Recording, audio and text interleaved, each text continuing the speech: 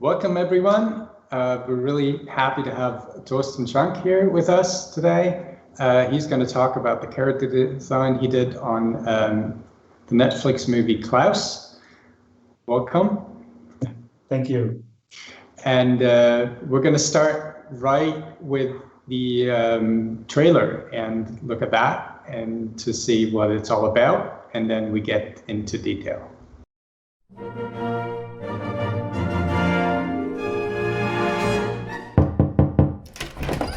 Good morning, madam. And a good morning it is indeed. For you see, today is the day when progress arrives in this charming little town of yours. Now, let me steal a few moments of your time to introduce you to the novel concept that is the Postal Service.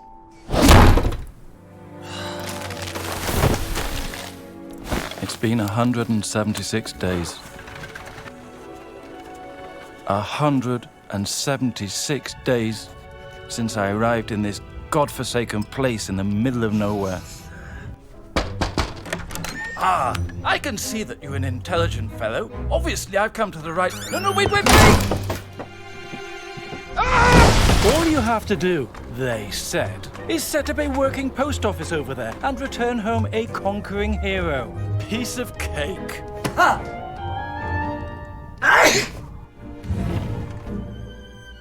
Ah, aren't you the cutest little thing? Tell me, sweetie, is your mummy home? What they did not mention is that the civilized concept of written correspondence is completely wasted on these savages. Hi there! Why, hello, if I may... Wait, just give me a chance to... No. Oop. Ha!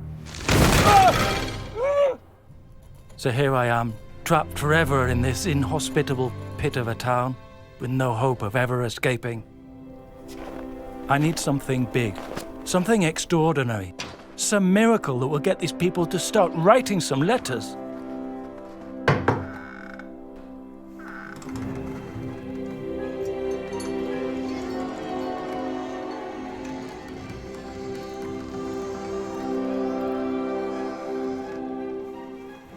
Hello? Yeah, it's gonna take nothing short of a miracle.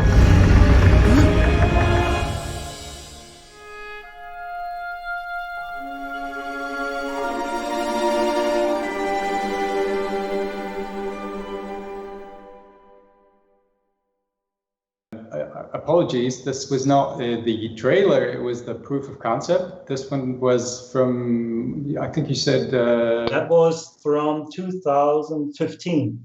2015. Right, yeah. And maybe you could explain a little bit, because this was basically your way into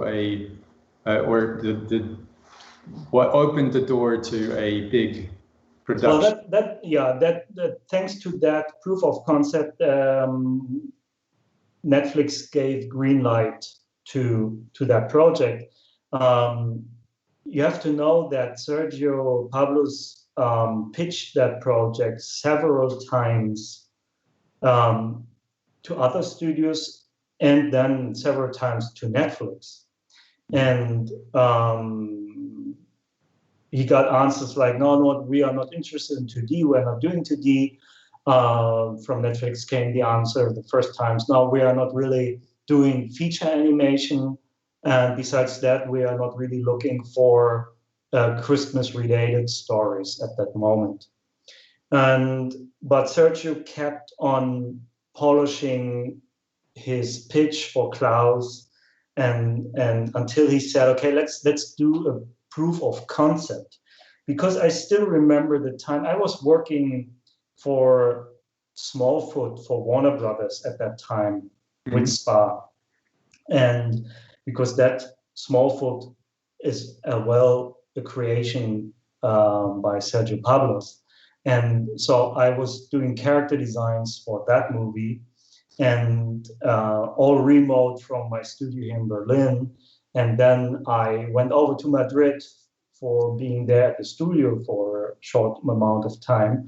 And Sergio showed me the first test of a scene that doesn't appear in that proof of concept, but that was an internal test for the studio, how they could apply that light and shadow system or approach. And I was completely blown away by that because I haven't seen something like this. For the feature film, they developed a complete new software that is called Klaus. Mm-hmm. And that was developed together with one of the production designers that somehow figured all that kind of system out. Okay. And together with another company in France, and they were programming that software, and it was really intuitive because they wanted to have people that are actually visual development artists, that they knew, okay, those people, they know how to paint light. Mm-hmm. So we want to make that software as simple to them as mm-hmm. possible, so that they can apply their knowledge of painting light somehow with that new technique and doing that frame by frame, right? And so they developed that, and it was somehow not really frame by frame, but there was a keyframe system, and the software rendered all the in-betweens, right? And I think it's a little bit of a motion tracking. Right, it's something like this. But this would be a complete new talk about that, you know. Yeah. Well, we're going to show a little clip that maybe explains a little bit what the system does, and for people to understand. Okay.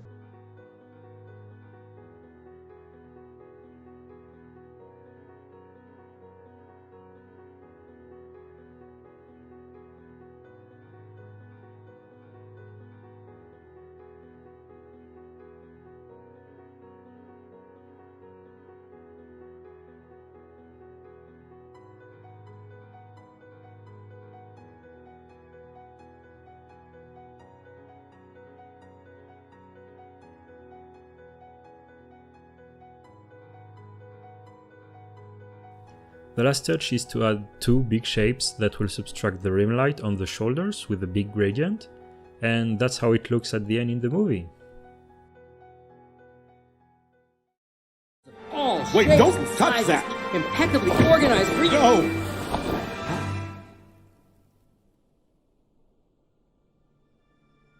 Maybe you could explain a little bit, not necessarily the software, but what was important for you? I mean, what was it that you needed to consider doing your work, your designs, in order to make that process work?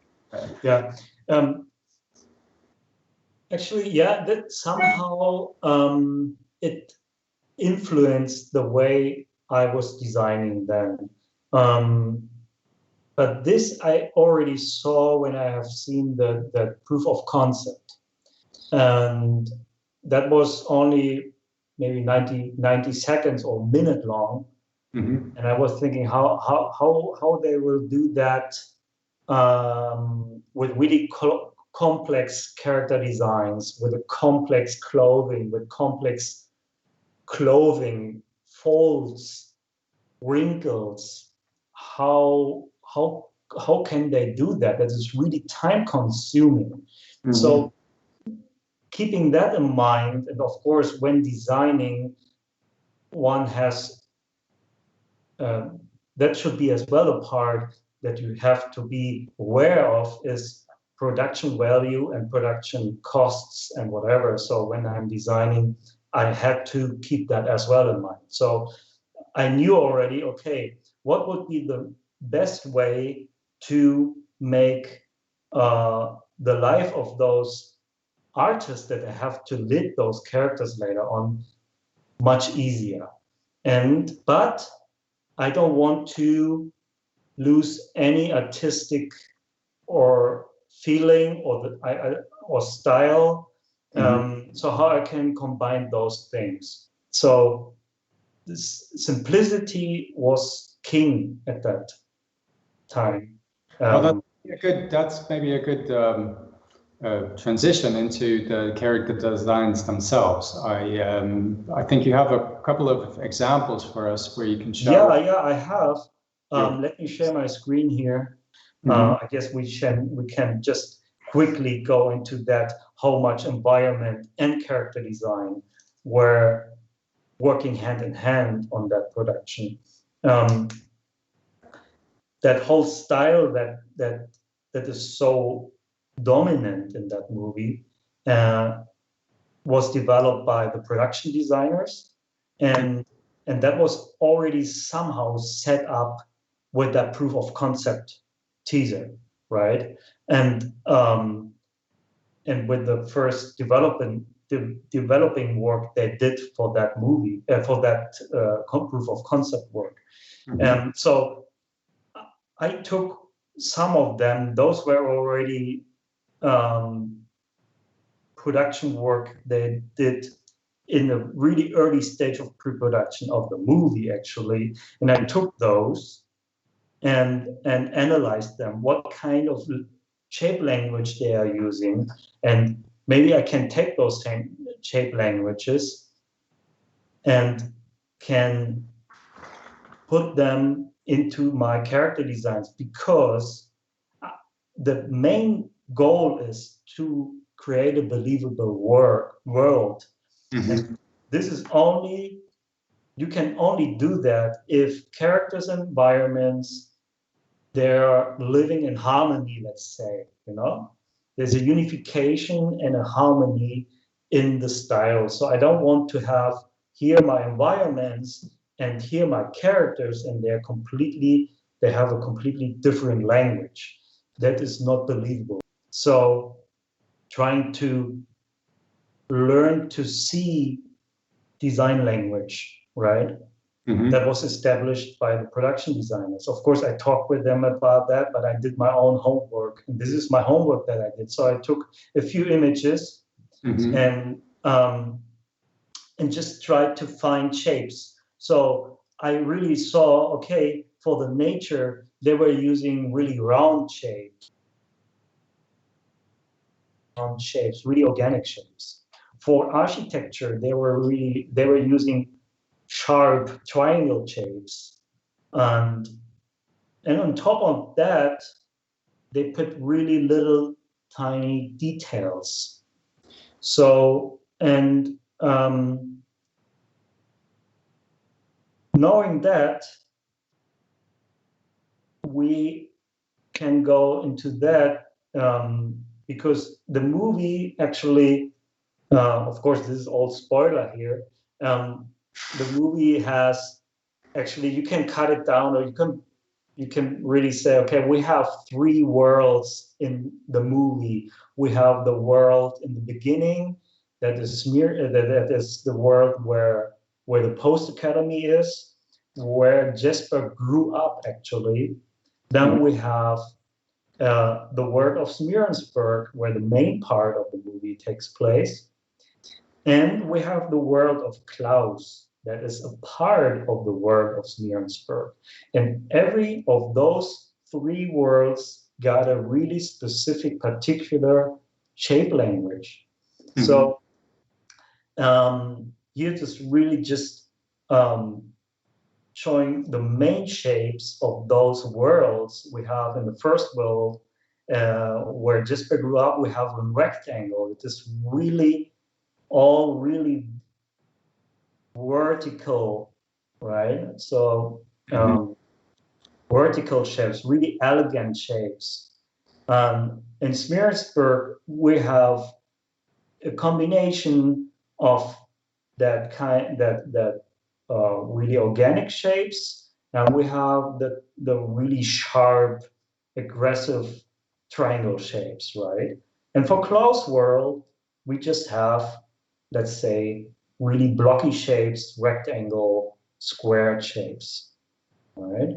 So, and I tried to keep that in mind when I was designing those characters. Of course, all of this I don't want to say that all the work was designed already before I started with the characters. No, that was all parallel, right? So just for 2 seconds, we were thinking, okay, let's redesign Jesper. But then we said, oh no, why? He's so well established already in that proof of concept, and everybody liked that design somehow. Why not keeping him? So, and that design is pretty much based on this concept by Sergio Pablos himself. He did that sketch, and because of time and budget, they said, okay, that's the Jesper for the proof of concept. And as you see, just in the pose of this character here, he's not the Jesper that we know in the final movie. He's a kind of goofy personality here. Not dumb, I wouldn't say dumb, but innocent somehow. And this was not the Jesper that we were thinking would appear then later in the movie. So, but we wanted to keep the main design principles of that. And then with all the knowledge that I had analyzing the overall style of the environments and what I've shown you before, I did a slightly tweaked version of him. So on the left, we see the teaser Jesper. On the right, we see the Jesper from the movie. So now you can say, okay, those are the main Jespers. But if you go into details, you see that you can see the cursor here. Yeah. Okay, you can see I just really simplified a few things that makes it much easier for the animators, and I made him way more sharper. The edges are more edgy and sharp and more pointy, and as well in the face, and of course the whole expression is a complete different one, you know. So here we already see that kind of a bit nasty guy that we got in the beginning. And so those were the changes I did. He got that really a bit of a pointy nose instead of having that round clown nose that we got in the teaser. So those were the main changes I did on the design. And that was then approved. And of course, not only doing a design, that whole thing has to be then prepared for the production. And that means in the 2D production, you have to do a lot of model sheets. In a 3D production, maybe the 3D modeler can already start working with that one sketch and do a really first rough model with that. And then all the design work will be done maybe right on the 3D model. In 2D it is different. So I had to prepare model sheets. And at that time, the supervising animators for each of those main characters came already in. So I worked really closely with them on that. Of course, we knew that design only with the hat on, so we had to design the hair. This was a cheat that I prepared. This is maybe a bit over-analyzed, but this is the way I'm analyzing design. And I wanted to show that to the supervising animators, how to construct really detailed that character. And this is on the left, and on the right, you can just have a shortcut and working with those triangles, and you got the design done, right? And then for the details, to have that on model, the design, you can really measure out.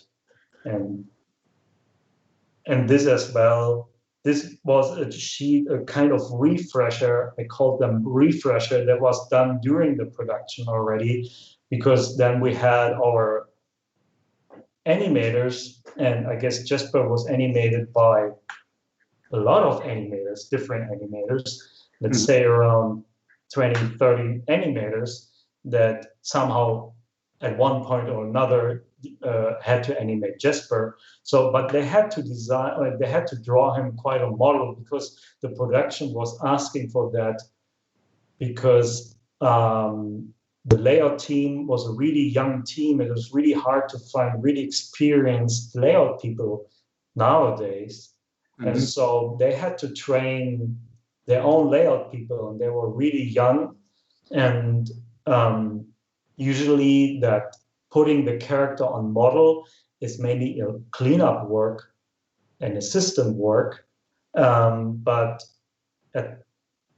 we saw that it would be nice if the animator can do a really nice, almost on model tie down of their animation that would be handed out to the cleanup people. So, and of course, I had access to all the scenes, and then I tried to point out most of the mistakes that were done, and try to give them again kind of landmarks within the design, just to keep the design and the character consistent. Yeah, I find it really fascinating because I've looked at this sheet in particular, and I think it's really hard to determine what is wrong with the wrong one, right? I mean, it's of course, if you are looking at it, I wouldn't say you're picky, but it is very close. It's not. It is close, but when you're designing that character, you know that design so good, that everything that is not there is wrong somehow, right? Yeah. No, I mean, I don't mean that, you know, what I'm saying is that is quite the quality you're asking for, which is perfect, and you can see that was really my little goal, as well, my little personal goal, to keep those characters as consistent as possible. Because I found it always a bit kind of a pity in some of those early or those other feature animated movies done, traditional feature animated movies done in the 90s. You see, as well as in Beauty and the Beast, sometimes Belle looks different in some scenes. Yeah. So I wanted to try to keep that consistent. Of course, at one point you have to let it go somehow, but you have to at least make it sure and write it down so that everybody has access to those sheets and could have the opportunity and the chance to draw that character on model, right? No, I found it really fascinating, and I found it really interesting to see how detailed and how much into you know, also thinking about sizes and consistency and proportion and stuff like that. Yeah, and a lot of had a level like this before. Let me put it this way. and a lot of that work was done. I mean that as the compliment. Thank you. I take it as a compliment, yes. But a lot of that work was done as well during the production, because we had not that much time of pre-production, of preparing those model sheets. We had the turnaround, a few poses, and the production had to start. The animators got their first production shot, and they had to start. So they couldn't wait for more model sheets and more poses and whatever references. So we decided, okay, let's do it on the run, and I would draw over their rough animation sometimes. Once the rough animation was approved, and Sergio said, okay, let's maybe give Tor a chance to put at least 2 or 5 keys to put that character on model, just for the animator to have a guidance for doing then the tie down. Sorry, we were facing some slight technical difficulties, or we had some difficulties. with rendering the video, but we're back live. So this part is live, and Torsten is with us, and we'll start off with his description of Klaus. Right. Hello, everybody. So now we are live. So let's dive right into the design work for Klaus. One thing was for sure that we didn't want to have this kind of classical Santa Claus approach. You know, that guy that everybody knows in his red suit with a big belly. So this was a no-go. And actually, the character that Sergio Pablos created in his script was completely different. So he was a hermit living there alone in the woods, a woodsman, quite a sad, lonely character. So with that in mind, I started to do my research and came up with that collection of pictures that I thought that they gave me quite a really good inspiration for that kind of guy that we were looking for. Especially the eyes were really important for me, that we have that kind of lonely guy, but with some really gentle eyes. And these were my first drawings for him.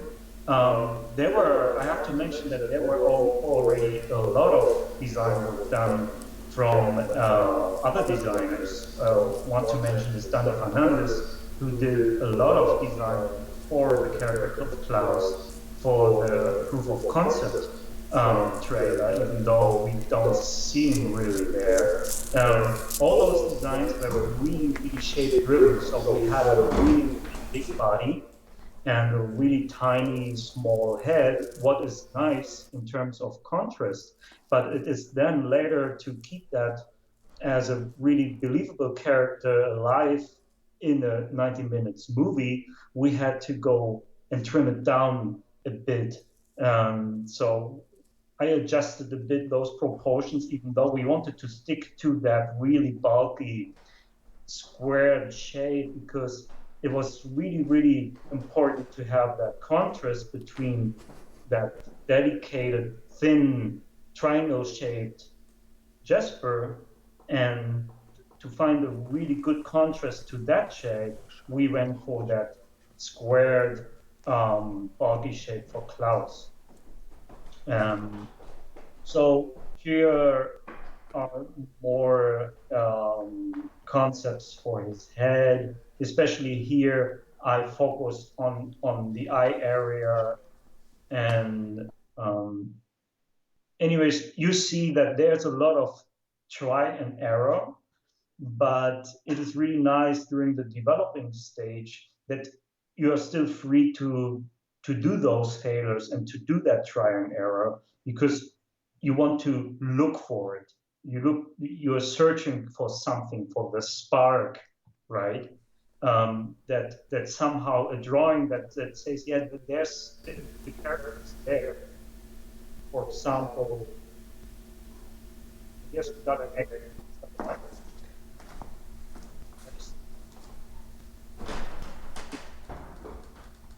Hello. I can hear you. Okay. There was a big echo in the background. Oh, okay. Sorry. Yeah. If you look here on the top right, this was one of the drawings that somehow clicked already. So we had that kind of look that we were looking for, especially in the eyes.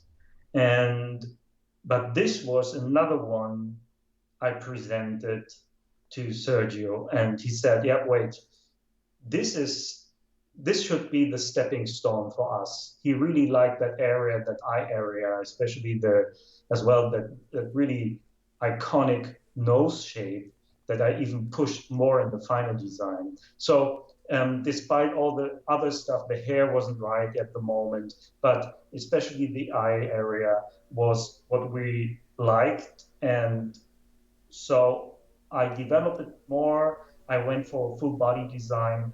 Yet at that point, I didn't really care about how much details I have. It is much too detailed, the design for 2D design, but this was at that stage not important for me. I really wanted to look for the overall design and shape language. And so looking at this one here on the right, and especially his face, that is kind of a tiny development of the one that we had before, but I thought, well, I know that guy somehow, and I was trying to figure it out. Who was that guy? And it was kind of Sean Connery. I thought, man, yes, Sean Connery is quite that guy there over there, and he got all those elements that I was looking for, especially in that movie Medicine Man, where he had that long hair and that ponytail, and he got those really gentle eyes, but as well kind of, he can even look really menacing. So I thought that, yeah, this is the right way to go.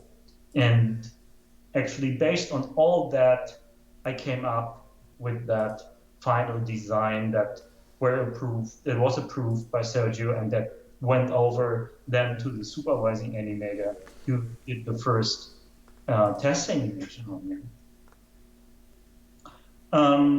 Of course, meanwhile, Victor Ames, the supervising animator, did his first test drive on this design. I did first part of the model sheet work. That was the turnaround stuff and different beard length and hairstyles. And Marta Andreeva, who was my assistant during the design work, she did that construction sheet, because it is really handy to the animators to have a kind of shortcut. And because when they're doing their rough animation, they're just breaking down really simple shapes just to move that character around without any details. And so this was helpful for them.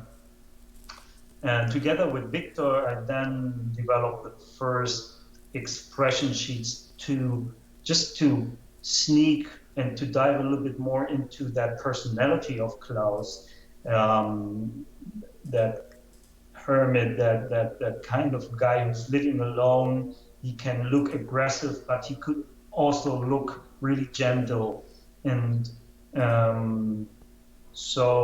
and what kind of squash and stretch that design allows us, because this is in 2D one of the main principles as well, that the animator is looking for. How much can I stretch that design without breaking it? And here's some more attire versions that all appear throughout the movie. And you see somehow we ended up with that red iconic suit. Of course we had to, but it still differs to the classic one that everybody knows. This red suit is basically based on that really traditional clothing of the Sami people from Finland. And here's some more posing.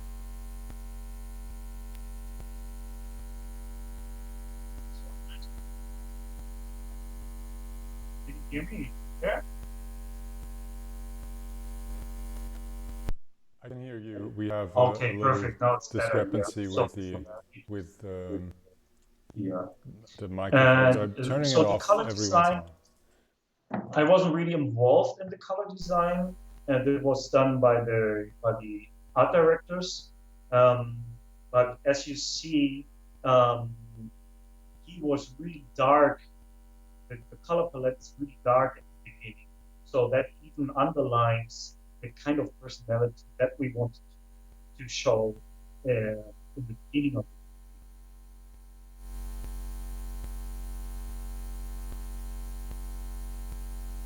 And this was a sculpt that I did on his head. First of all, just because I wanted to see if I can somehow translate my 2D design to a three-dimensional world. And here on that picture below, you can see with the ends supervisor. And that sculpt became pretty handy later on when the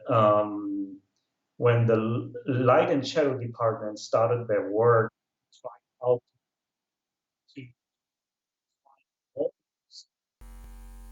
And so which right is painted light and shadow from the supervisor of light and shadow. And he told me later that that sculpt was a great help for him because he put just a lamp and somehow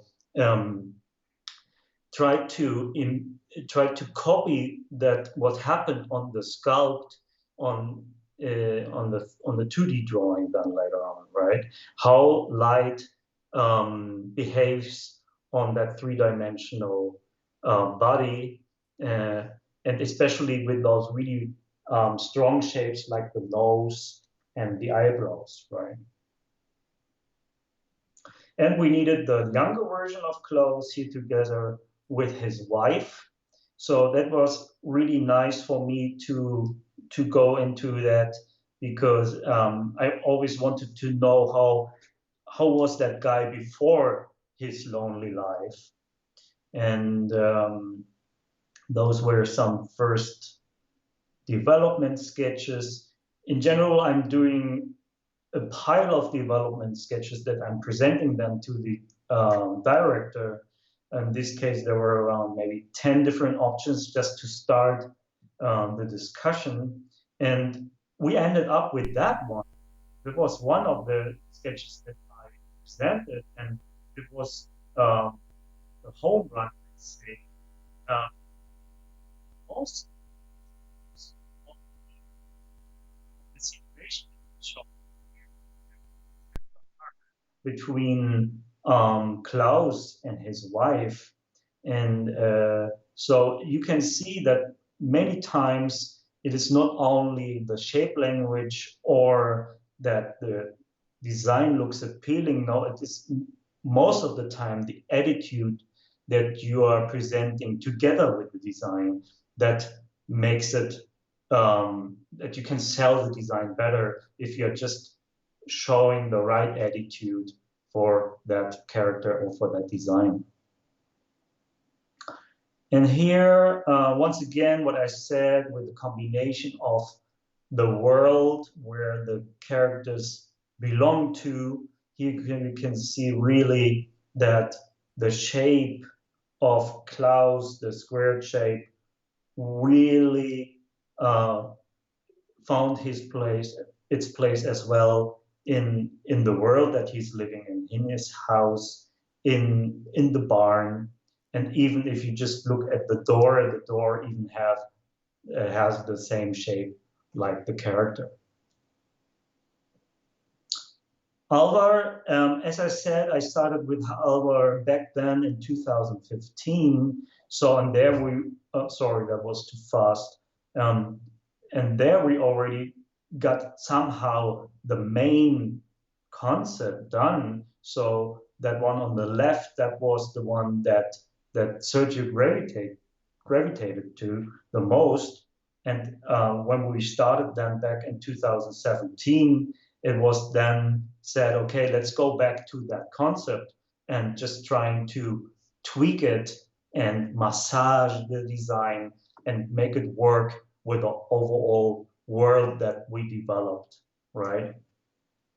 So those were then gesture drawings that I did for her already with the final design and shape work. As well, here you can see the development of her, not only personality-wise from that really aggressive woman that we get to know, that we meet the first time in the movie, then becoming a teacher again, and then becoming a mother and wife. So, and you see that the shapes are becoming more round, more feminine, and not that aggressive anymore.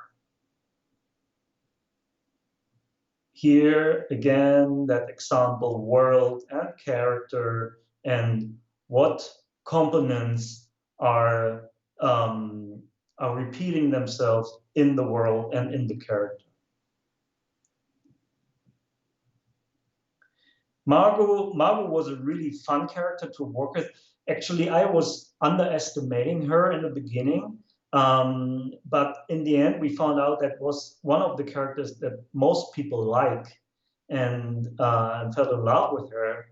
And the briefing that I got from Sergio, okay, I want to have a really cute little Sami girl. So that's it, go. So with that, I did a bit of research, of course, because of the clothing, mainly because of the clothing, because we wanted to be, or pay tribute as well, and be honest with that. And we had contact as well to Sami people, and they gave us input and feedback on the Samis we designed. And so those were my first approaches, and they were cute but not right there until I did this one, and this was actually the one I presented, and Sergio said, okay, yeah, that's Margot, let's go with that design. This is exactly the right cuteness that he was looking for. And as well, that was a really, really clear decision Sergio made, that we wanted to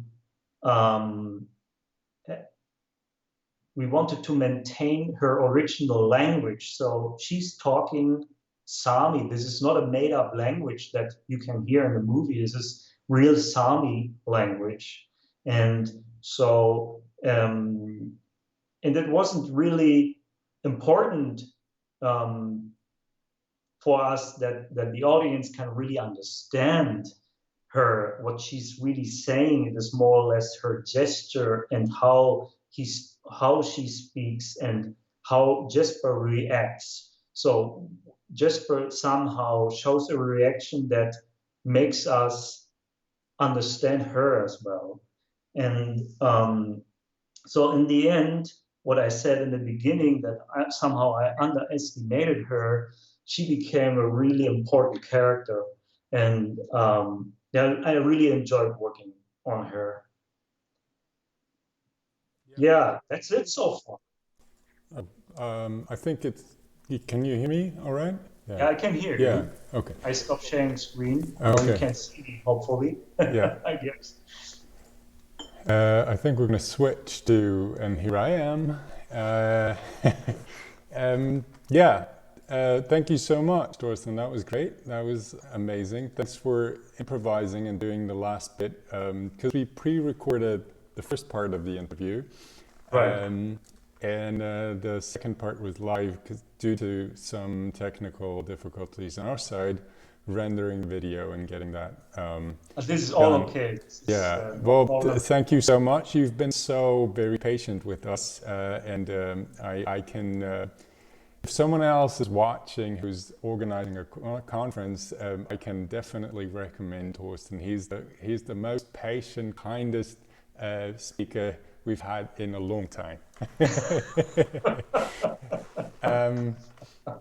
Yeah. But look, we are all humans, so everything, right. you know, yeah. And we're all having trouble, and when it comes to audio and video, we're all lost. Right. We have a couple of questions on Discord. Yeah, please go ahead. Paulina is asking whether your studio, and I'm not quite sure whether she's referring to Spa Studios or you as a freelance artist. I'm I say freelance right now because I think that's how your system works, but I'm not quite sure. Is there a studio, Torsten Schrank? No. No. Right. No. So I'm guessing she's asking but I'm about. not company, right? Yeah. Okay, but so I'm guessing she's asking about spa studios. Do they hire 3D artists? Sure, or if they need to, yes, for sure. Yeah. Because they have different productions, right? Smallfoot was a 3D production, and they have. For Smallfoot, they did mostly the design work. All the 3D work was done. I guess it was done at Sony Pictures. But even for Klaus, we had a small 3D department because some of the characters were done in 3D, especially the reindeers were done in 3D, and a few props, Yeah. So, but at the moment, I don't know, because at the moment I'm not working with them together. So, but Pauline should take a look at their webpage, and if they have a free spot, they will post it there. Yeah, and at this point, I can really recommend Spa Studios' YouTube channel, because they have a really nice. So all the stuff we were using on in between, showing the process and showing how the 3D the lighting system works. You can find a lot of videos on Spa Studios' YouTube channel that explain precisely what we've been trying to show in just a glimpse. It's very fascinating, and it's really nicely done. There's a nice character development video that has Torsten in it. So there's even more info in that. And so I can really recommend that. The second question was from Rebecca. She's asking, how do you know that your design is finished and you need to stop, so you don't need to push any further? Now that's a good question.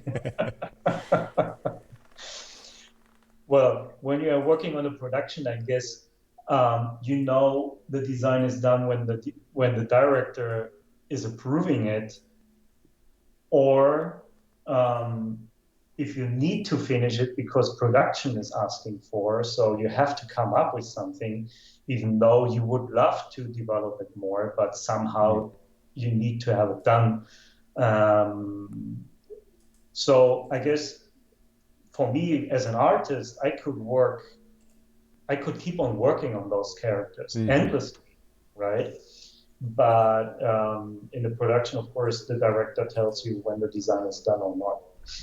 Okay, but for, let's say you do a couple of studies, character studies, you make a couple of them, like you've shown, variations of characters.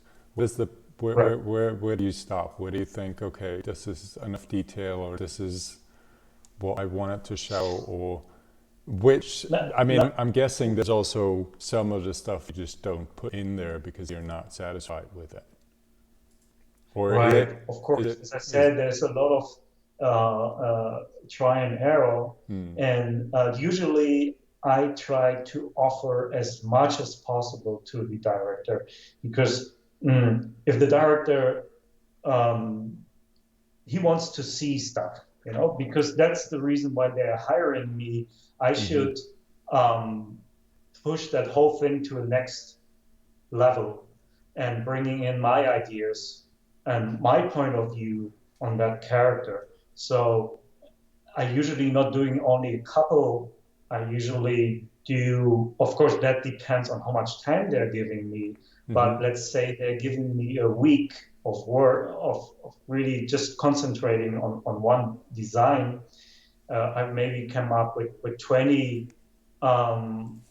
different design versions and trying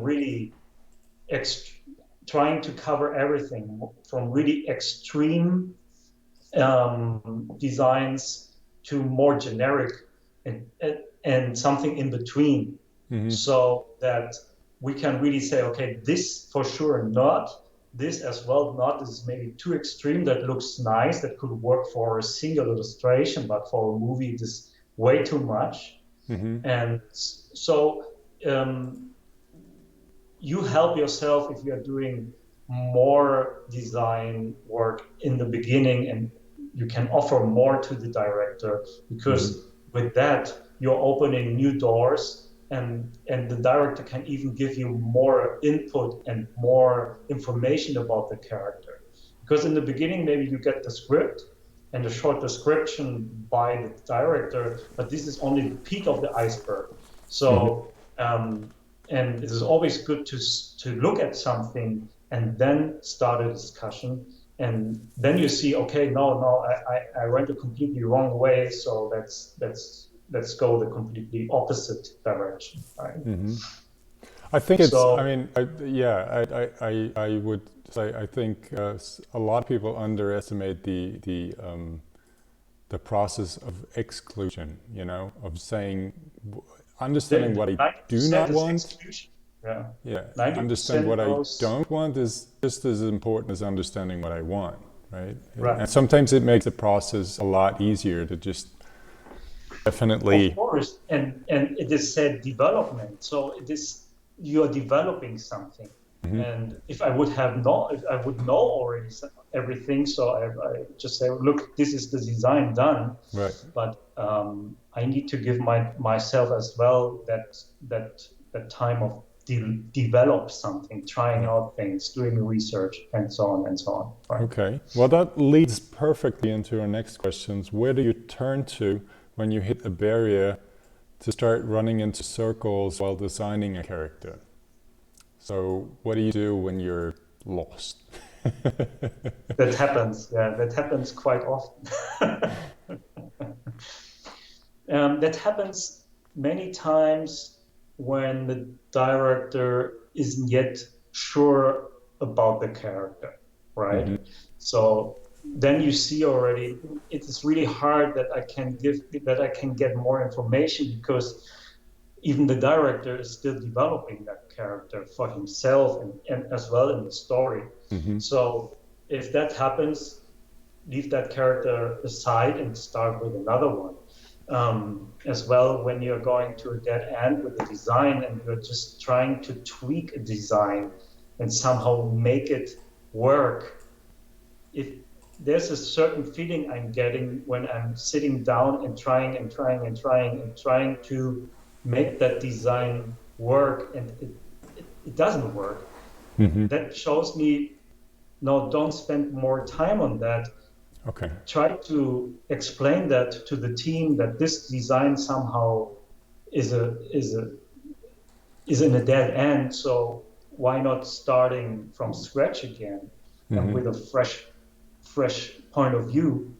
I guess this is the right way to go if you have the time for doing that, right? Here's another one. What would you recommend to aspiring character designers? And what do you think about the animation scene in Germany? Would you recommend staying and working there, or trying to work in other European countries like France or Spain? Okay, there are three questions, actually, right? So let's go with the first one. What would you recommend to aspiring character designers? Yeah. I think is the first part of, would you recommend staying in Germany, or would you recommend going abroad? If I read the question right, I think it's like a question of, would you recommend staying, or would you recommend, going abroad, going somewhere else, trying to find trade? First of all, I would recommend to work with a team together.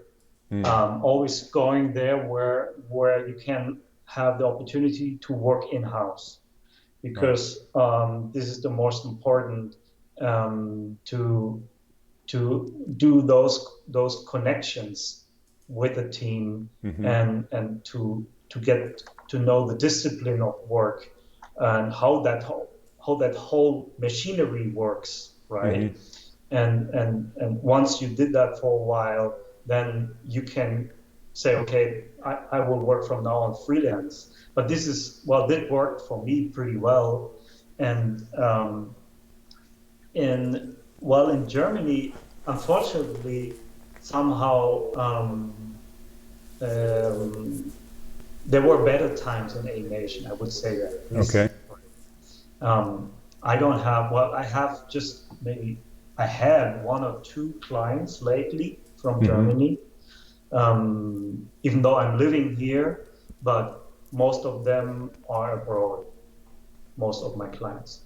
Okay. So, and nowadays, as you see, with that whole COVID situation, many studios are way more open to hire artists from abroad and working remotely with them. That was not the case. That was not the case. Let's say it was not the case last year, I would say, for most of the major studios as well.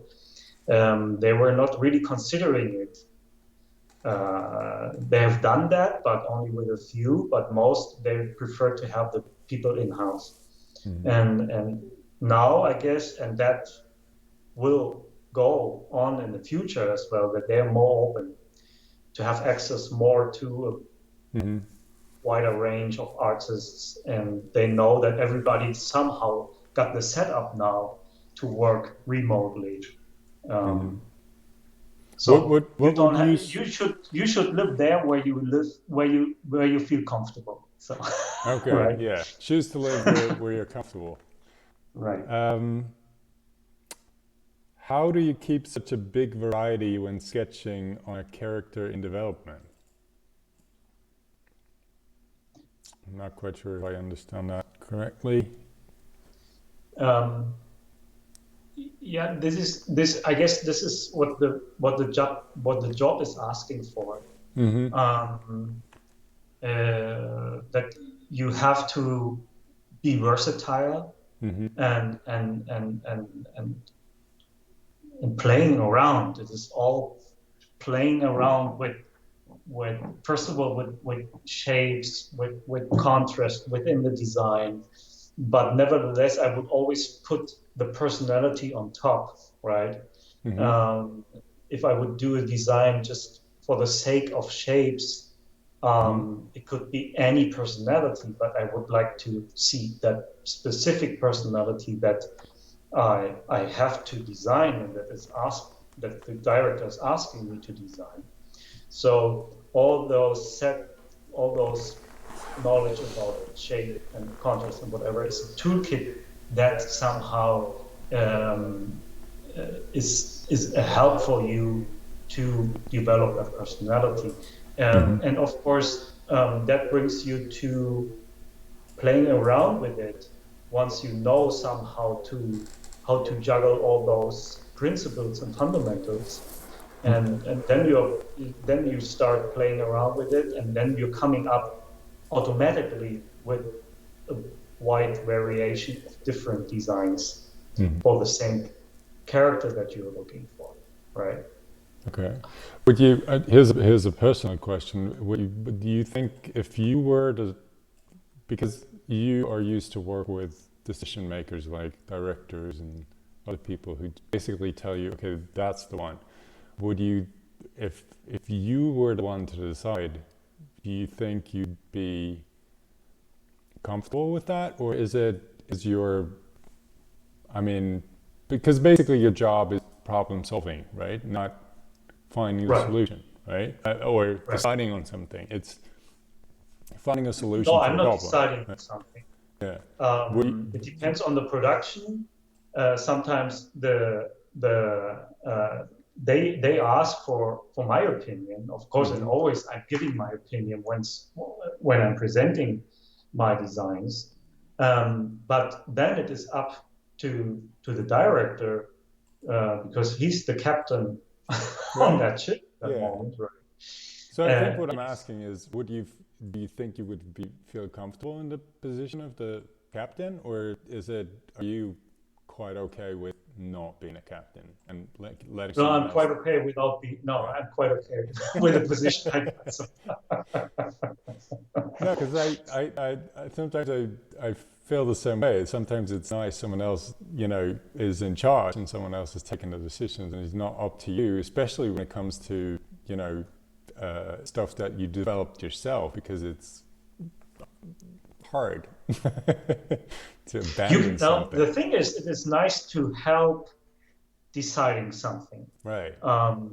If the director or art director isn't really sure, you could even help with that and say, look, maybe we can combine this design with the other one, or let me try that and let's see. So my job is as well to give them a kind of safety area there that they know, okay, he will take care of that. And next time in the next review, I see something that I'm pretty sure that's the thing. And so I guess the communication there is really, really important, right? Yeah. I don't want to even have to look, here are my designs, I'm going away and you decide and tell me tomorrow what's the design, right? Okay. So it is always nice to talk about that, right? Yeah. Well, because you never know during the conversation, they're even coming, you are doing a quick brainstorming because you see just a little tiny detail in one of those designs that even can develop to a main feature of the character, and that can even influence the script writer, how he can maybe put that in and bake that into the story and in some scenes. So I guess an open, that is really, really organic, that whole process, right? Okay. Well, here's I kind of let you in the wrong direction there. The question about what do you recommend for aspiring character designers is meant as you thought it was meant. So are there any tips you would recommend for aspiring character artists? What is it that you need to bring to the table, or what is it that you would suggest developing skills in? First of all, well, when you decide to go that way, being a character designer, of course you have to always, you had already lots of fun drawing characters. So, but I guess the main thing is learning the fundamentals. So that's the first thing, what I said, that you have to be really sure about your toolkit that you use that helps you to define the personality of that character. So shape language, the perception of different shapes, the contrasts, within the design as well within a lineup of characters. When you have the design work for a movie or for a TV series, you have always a group of characters. So you can't really just concentrate on one character. You have to maintain and keep an eye on the overall cast of characters and how those shapes, for example, work with each other. And is there a nice rhythm? Is there a nice variety of shapes, for example, right? And then on the other hand side, I guess that's something that is underestimated sometimes. It is what I see is all about drawing. I guess a very important thing is empathy. And that is something that you have to develop in your daily life somehow. It's because you have to understand that character, and in that moment when you are designing that character, you are the character. You when you are reading the script and you see what kind of situation is that character facing, and what kind of development and what kind of arc is he undergoing, or she or it. So you have to feel that somehow, right? It works. Sometimes it works better, sometimes not. I have as well. I had to design characters where I say, well, actually I give a shit what happened to those characters. But Yeah. somehow, you have to dive into it, right? Yeah. And that is really interesting as well for me. When I have the time, I do my own biography for those characters. You know, what are their habits? What are their fears? What are their weaknesses? So, just to complete that whole construction of a character, right? Would you say that if you meet people, you know, just random people, do you develop stories around them? Is that something you would do? Just sit in a cafe and think about what the other. Isn't that everybody doing sometimes? I See think a lot someone of people on the street or in a coffee shop, or you think, where's that guy living? Or what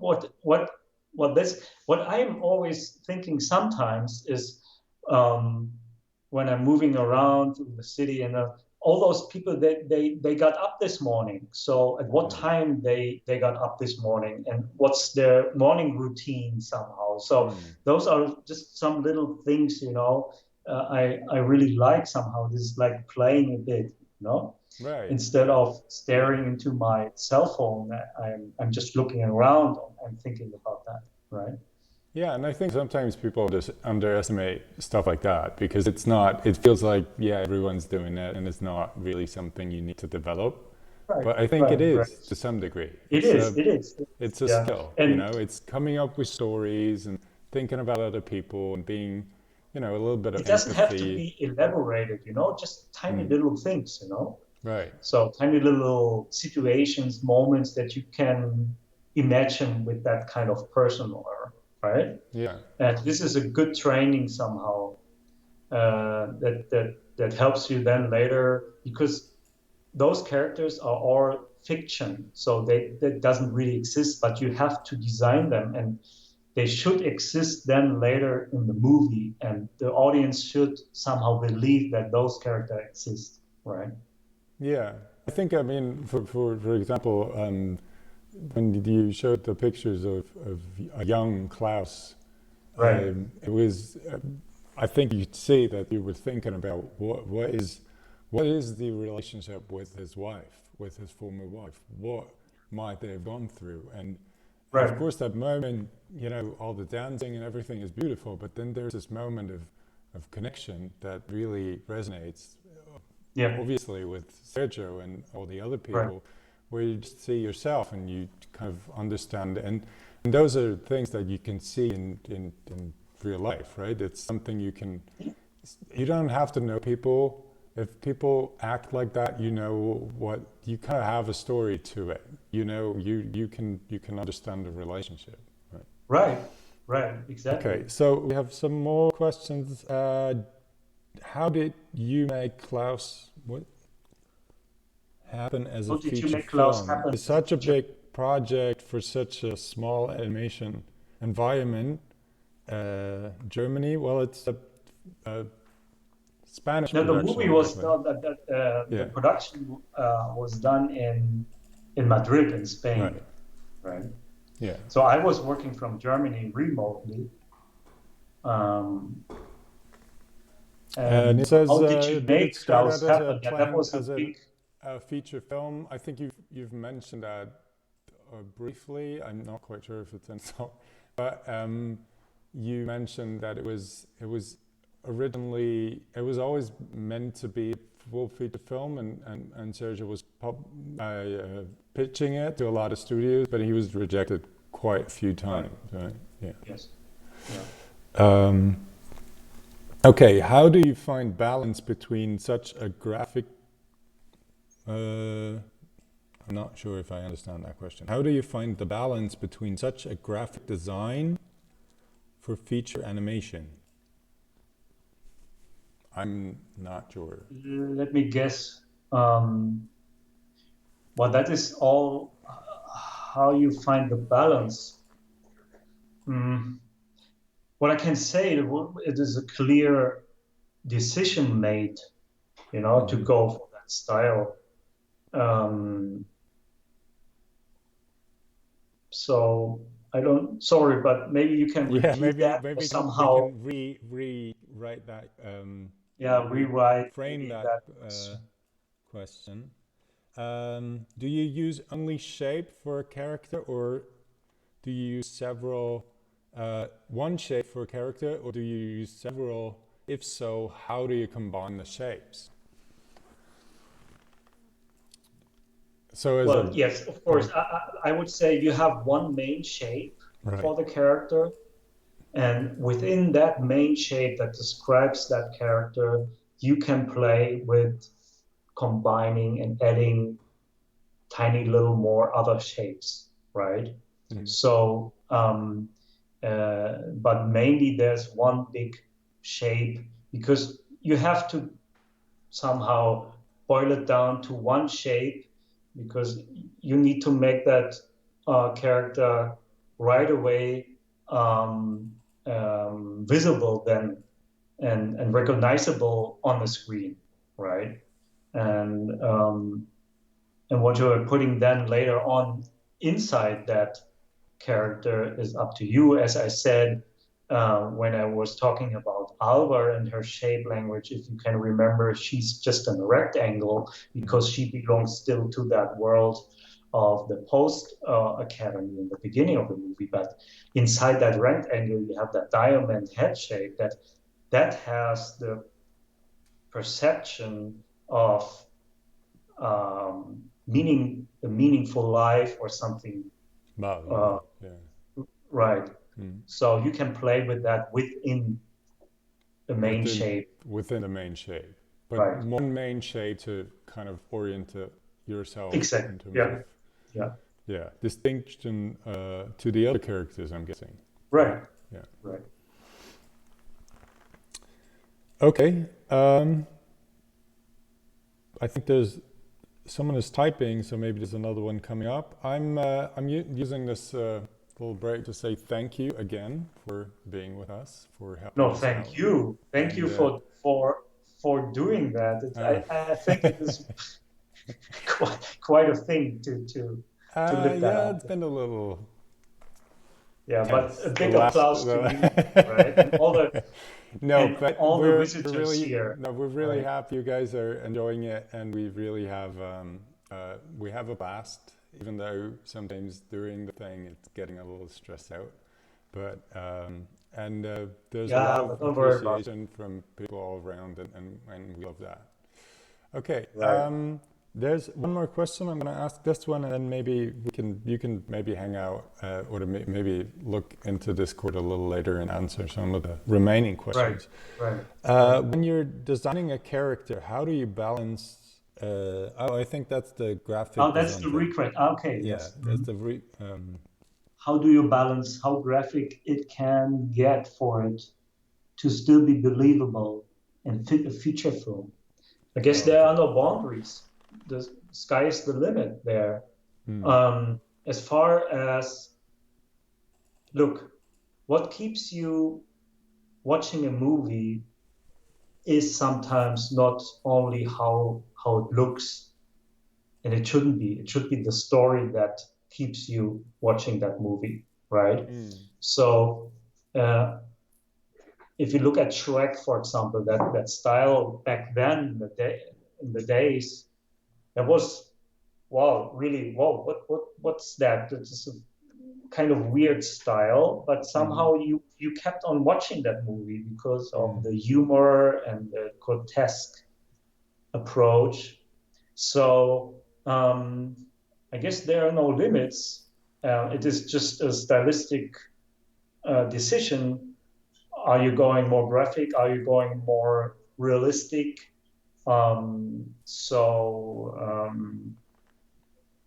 I think as you have to be careful that the style doesn't overshadow the story. That was the thing that we had in mind when we had that thing with the light and shadow, and we were thinking maybe the audience just looking at the technique and how did they have done this, or but overall the story is the king, and doesn't matter what style you are using. The style should somehow fit to the story. And yeah, that's it, I guess. Okay, you want to do another one? Short one? What do you think is the best character design that you've ever seen?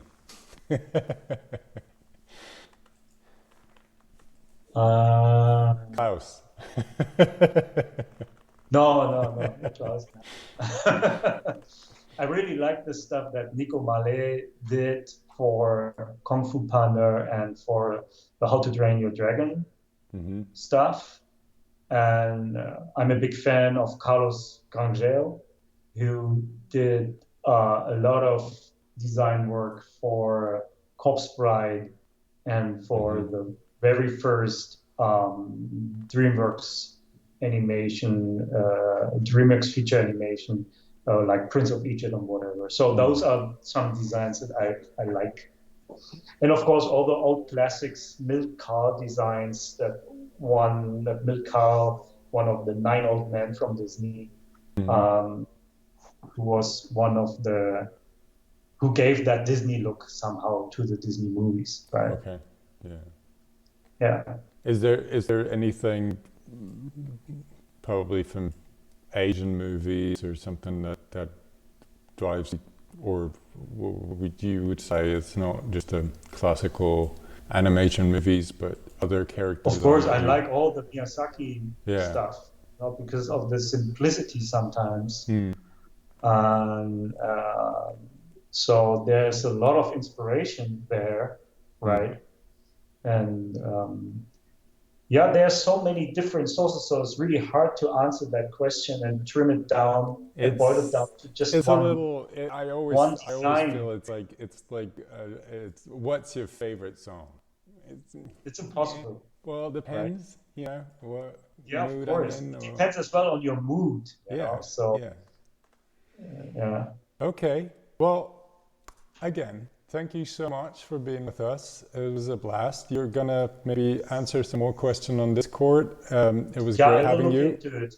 I hope we meet in person at some point. Me too. Yep. It's overtime.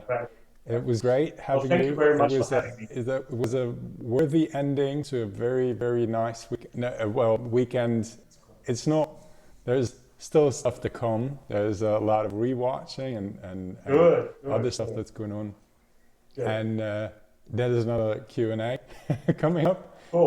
Let's go for it. It was a blast. We had a great time, and it was really, really nice having you on. Thank you. Thank you to everyone out there. Please, if you have more questions, feel free to ask. If you like the talk, let Torsten know and in the comments, and we will see you in a bit. Thanks, everybody. Bye. Bye-bye.